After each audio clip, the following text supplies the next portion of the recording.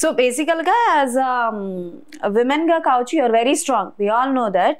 But ఎవరికైనా సరే ఇండస్ట్రీకి వస్తున్నారు అనుకున్న వాళ్ళకి కావచ్చు, దోస్ ఆర్ వెరీ ఎమోషనల్గా అప్స్ అండ్ డౌన్స్ చూస్తున్న వాళ్ళకి కొంచెం ఏదైనా స్ట్రాంగ్గా చెప్పాలి అనుకుంటే ఏం చెప్తారు?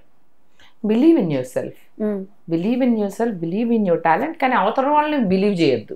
ఓకే, మనల్ని మనం బిలీవ్ చేసుకోవాలి. కానీ అవతల వాళ్ళు ఇన్ని చెప్తారు, ఎవరైనా అమ్మాయిలు వస్తే ఇది చేస్తాం అది చేస్తాం, ఇది నమ్మినట్టుగా యాక్ట్ చేయండి, నమ్మినట్టుగా యాక్ట్ చేయాలి. ఓకే, సినిమాల్లో యాక్టింగ్ కాదు, ఇక్కడ యాక్ట్ చేయాలా, అవకాశాలు ఇస్తాము అది అది అన్న వాళ్ళని వాడుకోండి. మిమ్మల్ని మాత్రం వాడుకొనివ్వద్దు. Be very careful. బయట ప్రపంచం బాలేదు, ఇది అది చెప్పి ఏమన్నా చేయొచ్చు. So do not get in to that zone. Desperate, నేను డెస్పరెట్, నాకు ఏదైనా సరే నాకు ఆపర్చునిటీ కావాలి, అది మాత్రం బయట పెట్టద్దు.